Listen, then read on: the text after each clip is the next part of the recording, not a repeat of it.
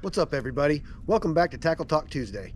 Today I'm going to talk about the tackle and the gear I used to secure the win in the Saltwater Kayak Series First Coast Shootout.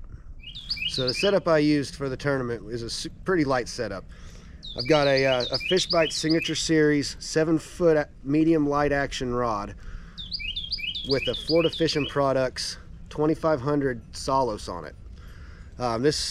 If you're unfamiliar with Florida Fishing Products reels, these reels probably have the best warranty in the industry. 25 bucks, get your reel fixed if it breaks, or they can clean it. If it's too messed up that they can't fix it, they'll probably give you a new reel. But for 25 bucks, you would get your reel back or something as comparable to it. It's hard to beat that. They're mid-priced, probably they start in the $150 range and go up to around the $300 range, and so they're not too badly priced, but it's worth it for the warranty.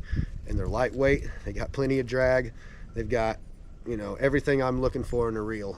And the Salos itself is one of the lower end. It's I think 150 bucks or something like that.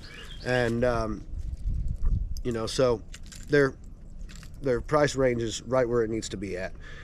Great on the kayaks, they hold up well in the salt.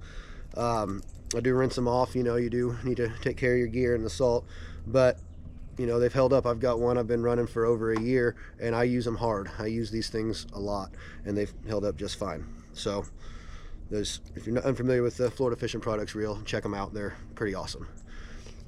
But the Fishbites rod by Okuma, it's a Signature Series rod. That thing has the backbone to pull the fish up and the sensitivity to feel everything that's going on.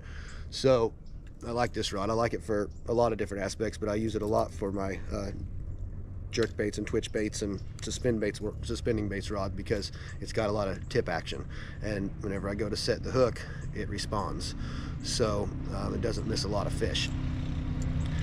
With that, I've got 20-pound J-Braid, which is made by Diawa, and 20-pound Florocarbon leader in front of the J-Braid. That line combination seems to work pretty well. If you got real clear water, you may back off your line to 15, but or even 10. Sometimes some guys want to back their drag off and back off to 15. If the water's super clear and the fish are super spooky, you can back off, but I usually run 20 and 20. It seems to work pretty consistently for me. And the lure I caught everything on is an Unfair Rip and Slash 70. It's a slow suspend bait. These baits are excellent on the flats and in the creeks in the area.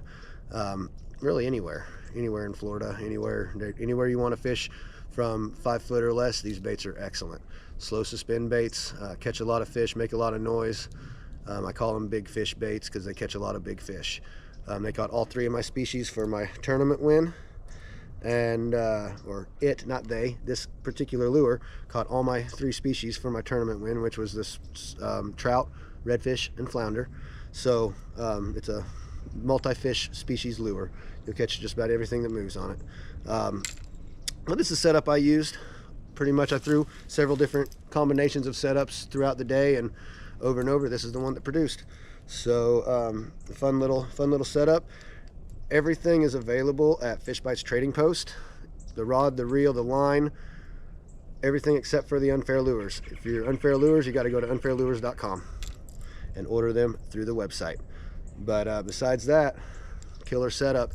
I'm not saying the rod makes the person, but it makes fishing a whole lot more comfortable whenever you got a nice setup in your hands. Thanks for watching.